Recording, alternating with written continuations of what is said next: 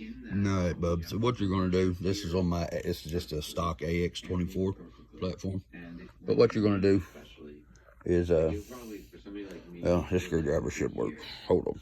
Come here, P-Max. Hold the camera. Be a camera girl for me for a minute. Thank you, old girl. Thank you, old girl. Thank you, old girl. But you're gonna take, then you're gonna wiggle this piece up off here. It's just a stock V2 ESC combo for SCX24s and AX24s. Now, it'll wiggle off there. You just got to be careful. I'm just making sure I don't stab myself in the hand, because this is my grandpa's old screwdriver that he's had ever since I was a kid, and he always carried it in his pocket. I've stabbed myself so many times with that damn thing. So, where'd the little holes go? Ah, there they are. See these little holes?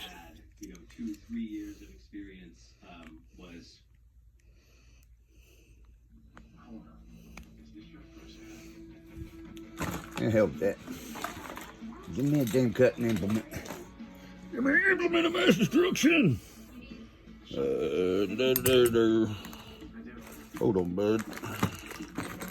I should have grabbed my tools before I came over here and sat down, I guess. Now I know there's a goddamn utility knife right there on one of these. Well, fucking smack me stupid and call me Sally. There was a giant gulf between us, and between right, that, I got one. Drivers who've been doing it for 20 years, you know, it's still another step beyond that. So it is. All right, now I do not recommend using a knife for a pry tool. Knives are supposed to be cutty, sharpies, not pry, breakies. And usually that's what happens whenever you pry with your knife. You end up breaking it or breaking yourself, making yourself leak. You don't want to leak, folks. Leaking is not good. So, we got that one side. Hopefully I didn't cut nothing. I don't think I did. Oh, easy now. Now be careful whenever you go prying that up, because this antenna's stuck in there too, remember. Particularly men, I think, have a sense of driving as like being really skilled, like the goal, and you can kind of maneuver yourself out of in and out of tight spaces. All right, Braking and accelerating. There.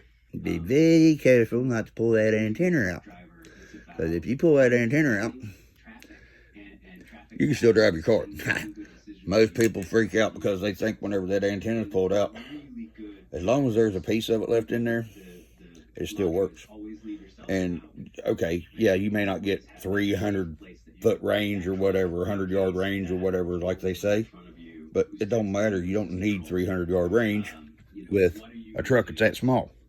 You ain't gonna see that truck at 300 feet, let alone be able to drive it. Now, candle, because of course my hot glue gun is at the present time out of service. Now, quarter turn, it feels like the back of the truck sometimes is on delay when you're backing it up. So it's like, all right, I'm going to do a quarter turn of the wheel now, and to get the effect that I want, like 5 seconds from now, and where that tail. All right, now. What I do? Spatial visualization. Did I throw the whole boxes? I don't want to. I didn't mean to throw them all away. Whenever you're doing this, it's good to keep one of the boxes to set your doom slot you down.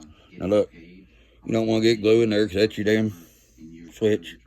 Okay, you don't want to get glue in there because that's where you plug your stuff in. But everywhere else besides where you plug stuff in and your switch, you want to coat thoroughly with hot glue and make sure that there's no holes. Now, if you're like me and your hot glue gun's out of order, go steal one of your mommies or your old ladies or your sisters or whoever's got a candle in the house. And you can always heat them up like I'm doing right here. Now that's all. Just don't put the Don't put your glue all the way down into the flame, because it heats it up too much and makes it all black and sticky and stinky. And yes, I know glue's sticky.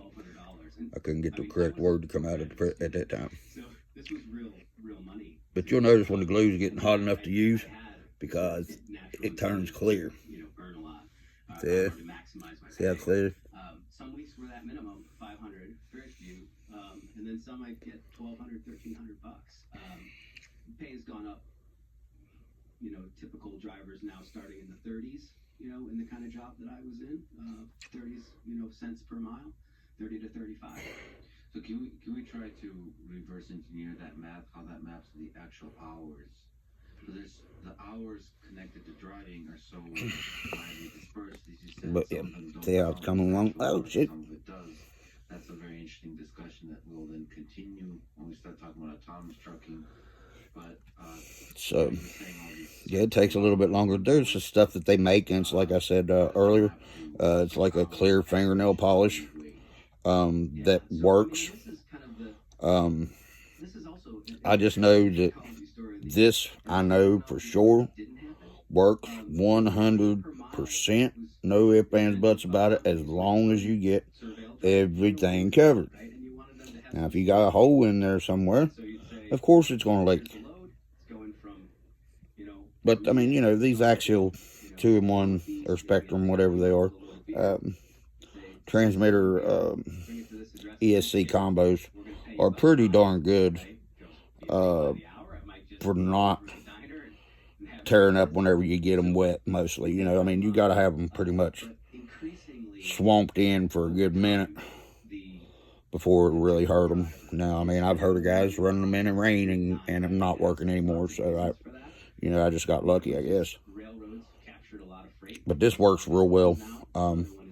And make sure that if you do decase your receiver and ESC, that you coat this with something, because if you get any of these metal parts around on one of your screws on your car, truck, buggy, whatever the hell you got, it will short out and cause a horrendous fire. Speaking from experience. Luckily, I caught it before it caught all the way on fire. Thank God. But yeah, you put all that, get it slathered down in there real good. Slather it up there like you slather butter on a biscuit. Now I'm hungry. Dang it. Now I gotta go eat. You've got control over what you're going to get paid based on how you drive that. No, I'll go ahead and tell you, this hot glue, it deceives you some, because it'll look like it's plumb coated and pretty and clear all the way, everything over it. It's not always.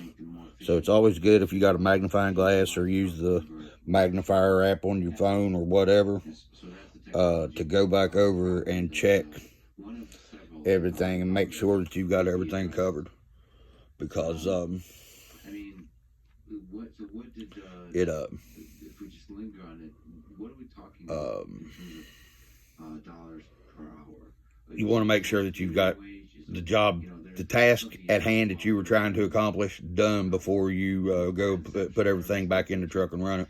Because like I was saying a minute ago, one little spot could be open and it causes it to get water in there, and then once you got one little spot open, the moisture will get in there and it traps it in there, you know, because it ain't got nowhere else to go after it gets in there. It's stuck again unless it figures out a way to get back out. And, you know, water does not have a brain as far as I know of, so, you know, I don't think they can think. Water can't think, I don't think. That conception, right, is getting shaped in these labor markets, is the argument of the book.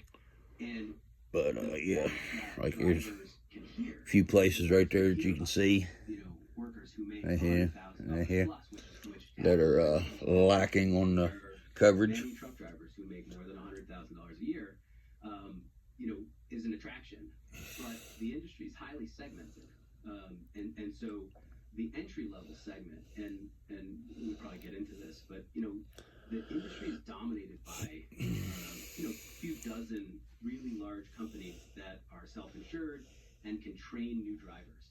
So if you want those good jobs, you've got to have several years, up until recently, now the labor market's becoming tighter, but you had to have several years of accident-free, perfectly clean record driving to get into them. The other part of the segment, those drivers often don't make minimum wage. But this leads to one of the sort of central issues that has been in the courts and in the legislature, in some states, is what should truck drivers get paid for, right? The industry, for the last 30 years or so, has said essentially it's the hours that they log for safety reasons for the Department of Transportation, right? Now, since the drivers are paid by the mile, they try to minimize those because those hours are limited by the federal government. So the federal government says you can't drive more than 60 hours in a week as a long haul truck driver. And so you want to drive as many miles as you can in those 60 hours. And so you underreport them, right? And so what happens is the companies say, well, Sorry about that. I was having to hold the flashlight with my mouth, and I can't talk very well whenever I got a flashlight in my mouth. That's all we have to pay him minimum wage for.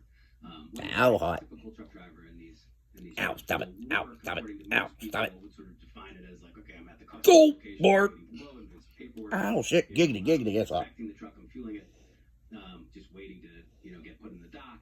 80 to 90 hours would be sort of a typical work week for one of these drivers.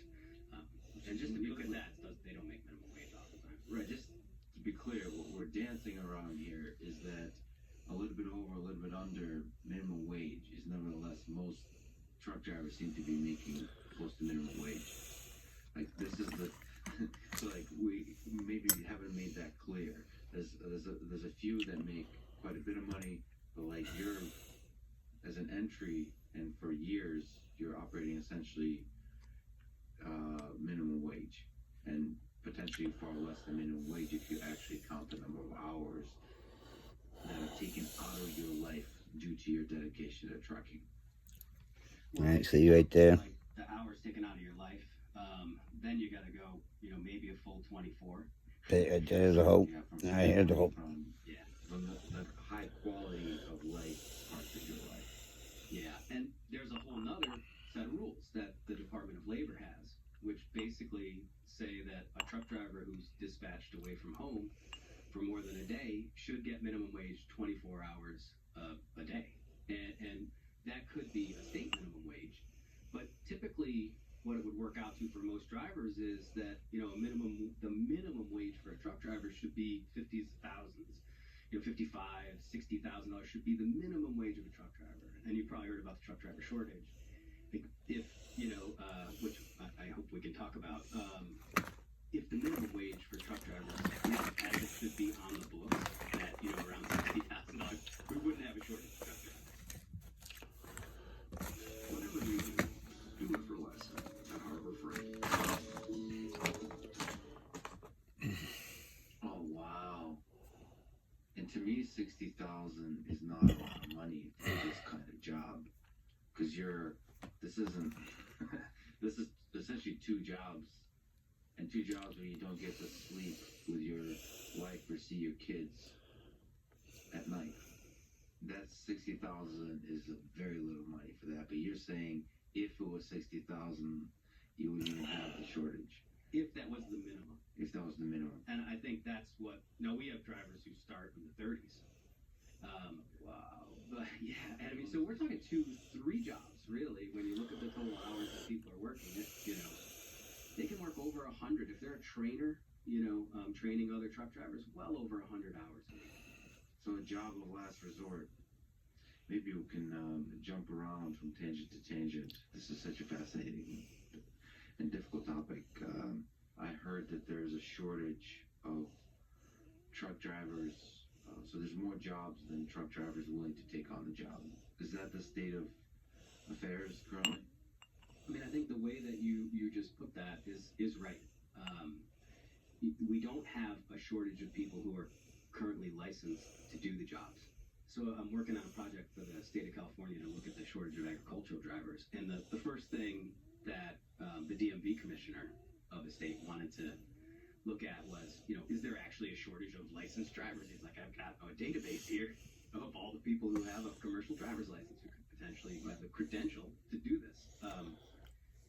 There are about 145,000 jobs in California that require a Class A CDL, which would be that commercial driver's license that you need for the big trucks. About 145,000 jobs. The industry, in their regular promotion of the idea that there's a shortage, is always projecting forward and says, we're going to need 165,000 or so. Oh gosh. Wait. They're currently Just like sit down. 35,000. Go ahead and lay down right there for now. California. I got shit all tore up in here, bud. Hi, bud. So it is not at all. I know. That's why I've got everything tore up in here. And again, going back to what we were talking about before, getting that license is not something that you just walk down to the DMV and take the test. Like, this is somebody who probably quit another job, was unemployed, and took months to go to a training school, right? Paid for that training school oftentimes, left their family for months, right? Invested in what they thought was going to be a long-term career, and then said, you know what? Forget it. I can't do it. So so it's not just skill. It's like they were psychologically invested, potentially for months, if not years, into this kinds of position, as perhaps a position that if they lose their current job, they could fall to. Okay, so that's an indication that there's something deeply wrong with the job. If so many licensed people are not willing to take it, what are the biggest problems of the job of truck driver currently? Yeah, the problem with the job and the labor market, right? But let's start with the job, which is, again, just so much time that's not compensated directly for the amount of time, and that's just psychologically. And this was a big part of what I studied for the first book was, that conception of like, what's my time worth, right? And like, what truck drivers love is oftentimes is that tangible outcome-based compensation. So they say, you know what, it's honest day's work.